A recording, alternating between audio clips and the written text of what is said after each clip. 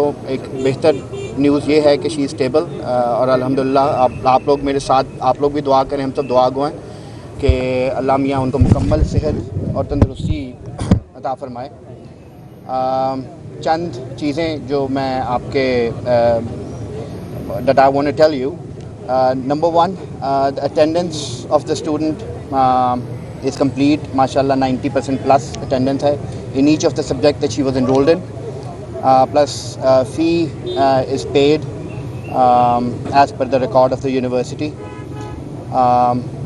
She was a first semester student. She joined the university in September 2025, so it's just been 2 months since जो वो university में हमारे यहाँ पर उन्होंने एडमिशन लिया है।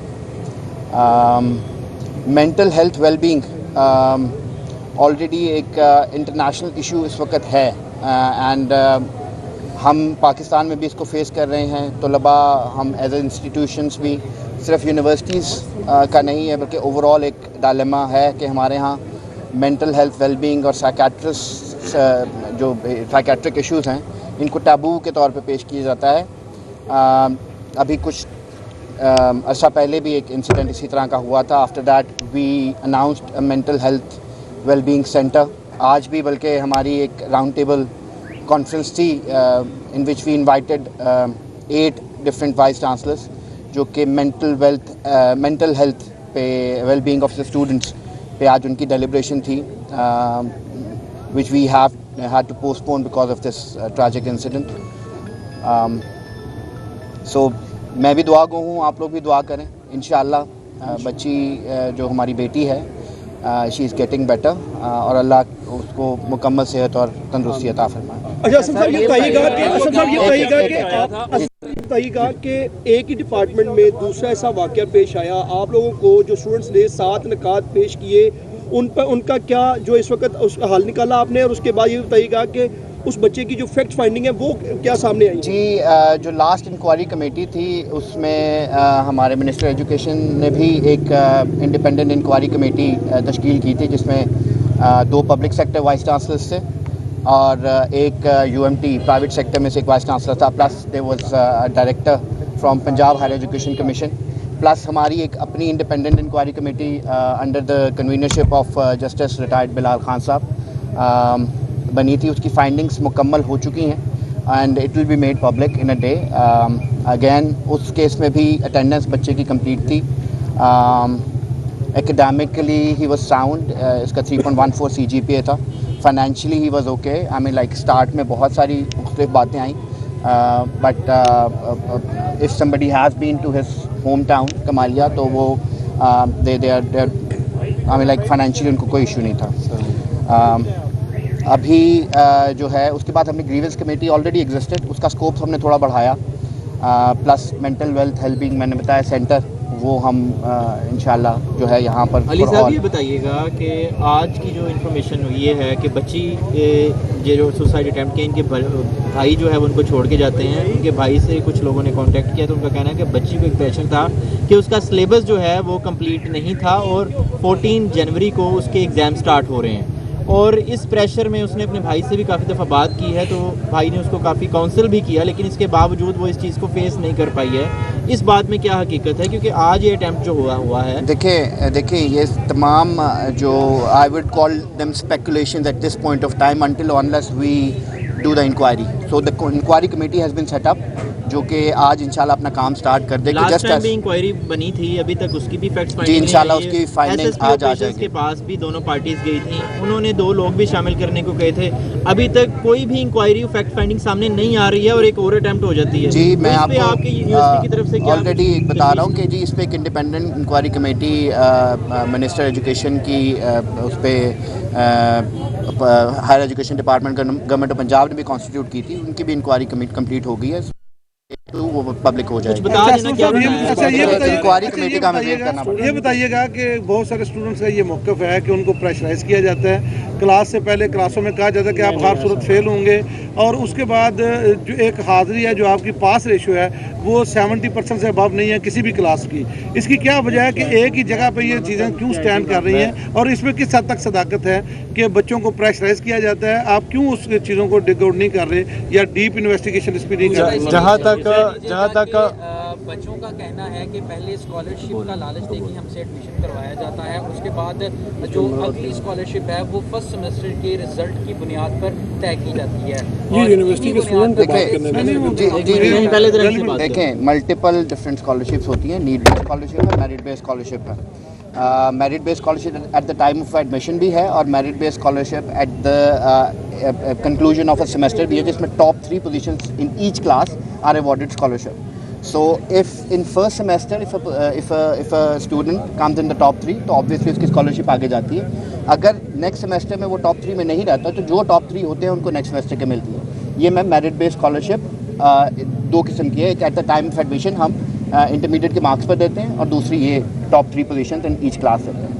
फिर नीड बेस्ड स्कॉलरशिप है, वो उसका एक अलग प्रोसीजर है, अलग उसका वो है, जिसके थ्रू थॉरो इन्वेस्टिगेशन के बाद हम बच्चों को नीड बेस्ड स्कॉलरशिप. साहब मैंने आपसे ये बात की थी कि मैंने आपसे ये रिक्वेस्ट की थी कि बच्चों को प्रेशराइज किया जाता है, बच्चों को हाजिर के स्टूडेंट्स में सही है, स्टूडेंट का मौका बेहतर रहेगा. आई मीन लाइक मैं तो इसमें स्टूडेंट्स का ये भी कहना है कि उनको हरास किया जाता है, कुछ के पास वॉइस नोट्स भी मौजूद हैं, कुछ के पास डिटेल्स भी मौजूद हैं, तो क्या हरास भी किया जाता है? हरासमेंट भी वजह हो सकती है सोसाइटी?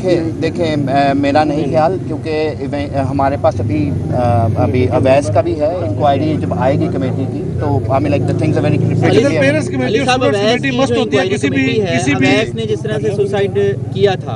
अच्छा, अवैस की अटेंडेंस भी पूरी थी जी आपके बकौल, यूनिवर्सिटी के बकौल, और उसकी जो सारी हर लिहाज से वो CGPA भी 3.5 से प्लस था, कोई प्रॉब्लम भी नहीं था, और लाइक और टॉपर बच्चा था. टॉपर नहीं, 3.14 वाज अबव एवरेज. एग्जैक्टली. तो अगर देखा जाए तो इसके बावजूद इस तरह का होना, आप कोई और वजह तो नहीं है इसकी? कोई हकीकत तो बताएं, कुछ तो फैक्ट फाइंडिंग बताएं इसके साथ कि जो अभी जो बच्ची ने किया है सुसाइड अटेम्प्ट की है, इसके क्या थे मार्क्स वगैरह, या इसकी अटेंडेंस का क्या स्टेटस है? अटेंडेंस इनकी पूरी है. फर्स्ट सेमेस्टर की ये स्टूडेंट हैं. तो अभी इनका फर्स्ट सेमेस्टर कंक्लूड होना था. 14 जनवरी से इनके स्टार्ट हो रहे थे एग्जाम्स फाइनल, और उसके बाद इनका पहला रिजल्ट आना था. मिड टर्म्स में she performed all right, and I mean exam तो दिए ही नहीं है, so we couldn't gauge him. Sir आपका सवाल रिपीट कीजिएगा. मैं ये अर्ज कर रहा हूँ कि बच्चा हर लिहाज से कंप्लीट है, टॉपर भी है और पढ़ता भी सही है, और हर लिहाज से उसकी एग्जैक्टली कुछ भी नहीं, कंप्लेंट्स भी नहीं है. तो फिर वजह क्या है कि दूसरा अटेम्प्ट हो जाता है और बच्चे देखिए आइडेंटिफिकेशन जी, इसमें जो पिछली में हमें चीज़ें नजर आई हैं वो बता दें. देखिए अगेन डिटेल इंक्वायरी रिपोर्ट तो आप आएगी, हमारे चेयरमैन साहब ने भी अपने seclusion and there are multiple other factors, mental health, जो mental health है उसके लिए he was I mean like एक जो मैं आपको एक छोटा सा बताता हूँ कि हमने around 50 students and his roommates, उसमें एक वर्ड जो हम सब ने कॉमन आ रहा है वो है इंट्रोवर्ट एंड secluded. तन्हाई पसंद, तन्हा रहता था वो, और इंट्रोवर्ट था, किसी से ज़्यादा बात नहीं करता था. So I mean like this is a very broad topic if you go into the it's Assam साहब 2 मासूम बच्चों की जान चली गई और आप कह रहे हैं इंक्वायरी पेंडिंग है. एक ही चली गई, दूसरा भी किया, चले अल्लाह करे ऐसा ही हो. 2 मासूम बच्चे जो हैं वो इससे शिकार हुए, और आप कह रहे हैं कि इंक्वायरियां जारी हैं. 10 दिन पहले गुजर गए, उसमें कोई इंक्वायरी सामने नहीं आई. अभी भी आप बड़ी सती सी बात कर रहे हैं, कोई प्रॉपर कोई बात का जवाब नहीं दे पा रहे, कोई चीजें लोगों के साथ शेयर नहीं कर रहे. ये तो मेला फाइट ही नहीं. आप समझते हैं कि अगर आपके पास कोई ऐसी चीज नहीं है, आप चीज शेयर नहीं करना, तो आप हमसे बात क्या कर रहे हैं? ये भी बता दिएगा कि अब हमें कहना क्या चाह रहे हैं. एग्जैक्टली. जब we have got all the बयान from the friends, from the hostels, from the roommates, from the wardens. अब they have to go through a clinical psychologist, ठीक है, जो उनके तमाम बयानों को देखेंगे और अपनी रिपोर्ट. सर हम इन्वेस्टिगेट की बात कर रहे हैं, नेक्स्ट आपके प्लानिंग का नहीं पूछ रहे, हम ये पूछ रहे हैं कि इन्वेस्टिगेट किया, रिपोर्ट आएगी, ये रिपोर्ट आएगी, वही यही है. जी. सर आपने बार बार जिक्र किया कि mental issues, mental well being की. अब UF12 अकेली यूनिवर्सिटी नहीं है लाहौर में, बड़ी यूनिवर्सिटीज़ हैं, इससे अच्छी रैंकिंग भी है, इससे पीछे वाली भी हैं. द क्वेश्चन इज, अगर मेंटल इश्यूज ही प्रॉब्लम है, यूनिवर्सिटी ऑफ लाहौर के स्टूडेंट्स के ये ज़्यादा क्यों है? जी, it is very unfortunate. It is very unfortunate. Sir ये भी ऐड कर लीजिएगा साथ. कि ये फेलियर नहीं है। यूनिवर्सिटी ऑफ लाहौर जैसी एक यूनिवर्सिटी है, वो ये आइडेंटिफाई नहीं कर सके कि उसके स्टूडेंट्स जो है वो मेंटल इश्यूज का शिकार है। जी देखिए, identification of a student is a challenge, which we do not deny. It is not probably a challenge for us. It is a challenge for everybody and all the universities. Not just universities, even workforce में भी आप लोग भी organizations में काम कर रहे हैं, वहाँ पे भी आप लोगों के साथी भी हम सब, I mean like at one point of time I took a psychiatric help as well. जो हमारे taboo है to not go to the psychiatrist, वो probably हमें इस taboo को तोड़ना पड़ेगा as a nation. ये स्टूडेंट बॉडी से भी हैं हमारे साथ कुछ। जी अस्सलाम वालेकुम। सबसे पहले तो ये इंक्वायरी की बात आप लोग कर रहे हो, तो मैं कहता हूँ इंक्वायरी आप लोग एडमिनिस्ट्रेशन या हम स्टूडेंट से पूछते हो। ये अगर हम गवर्नमेंट से पूछे, government of Punjab, government of Pakistan और पुलिस से पूछे कि आप लोग इसकी जल्द से जल्द इन्वेस्टिगेशन करें, इंक्वायरी करें और लोगों और स्टूडेंट के सामने रखें। उन इंक्वायरी में या उन इन्वेस्टिगेशन में अगर कुछ ऐसा होता है कि जो यूनिवर्सिटी ने करना होता है, ताकि वो टाइम पे करे और आगे से ये वाक़यात ना हो, तो हम आप लोगों को भी कहते हैं और गवर्नमेंट ऑफ पंजाब और पाकिस्तान को कहते हैं कि इनकी इंक्वायरी इन्वेस्टिगेशन जल्द अज जल्द स्टूडेंट के सामने रखे और प्रेस कॉन्फ्रेंस करें इस पर। सेकेंड बात इस पर कि अवैध सुल्तान के लिए हमने प्रोटेस्ट निकाला था। उस प्रोटेस्ट के बाद हम स्टूडेंट्स मंडे से लेकर संडे को 8 बजे सुबह से लेकर 8 बजे रात को हम इधर से निकलते हैं और स्टूडेंट के पास जाते हैं, हर एक स्टूडेंट के पास जाते हैं कि अपने मसले बताओ, चाहे जो भी मसले हो हमें बताओ, आपका काम हो रहा है। सर ने हमारे साथ जो फाइन के मसले थे वो भी हमने सर ने माफ़ कराए हैं। जहाँ तक आप ये बताएं, आपने ये कहा है कि आप यूनिवर्सिटी आप स्टूडेंट्स को लीड कर रहे हैं, आपने ये कहा कि आप यूनिवर्सिटी की जो फैक्ट फाइंडिंग कमेटी है उसके बजाय आप वज़ीर आज़म पाकिस्तान और वज़ीर आला पंजाब से मुतालबा करते हैं। आपने ये बात कही थी, आप इसके बारे में क्लियर करें। मैं ये कह रहा हूँ कि अभी आप लोग हमें बताओ कि हमें कुछ अब ऐसा नज़र नहीं आ रहा जो हमारा पूरा नहीं हो रहा। हमारे जो फाइन का मसला था वो अब नहीं है, हमारा जो था इमरजेंसी के 500 रुपए लेते थे वो अभी नहीं ले रहे, बिल्कुल फ्री हो गया। ओपीडी के 300 पहले लेते थे, वो 150 ले रहे। जिस कार्ड के फाइन 10,000 होता था, 20,000 होता था, 15,000 होता था, वो अभी 300 से ज़्यादा नहीं होगा, एक बार होगा। तो यूनिवर्सिटी हमारे साथ कंप्रोमाइज़ करे। जिनका मिड्स रह चुका था वो भी मिड्स भी दे रहे, उनको लो कर दिया गया है। जहाँ तक बात अटेंडेंस की थी 75% का, तो 75% ही रहने दे। हाँ, हमने फ्लेक्सिबिलिटी मांगी थी कि अगर किसी का ऑथेंटिक रीज़न होता है, किसी को मसला होता है, कोई मेडिकल का किसी के पास रीज़न होता है कि वो क्लास अटेंड नहीं कर सकता, या किसी के घर में फौतगी होती है, उनके घर में कोई इशू होता है। ये बात तो अभी आपने बोला कोई भी मेडिकल इमरजेंसी के वाले से आपसे कोई फीस नहीं की जाती।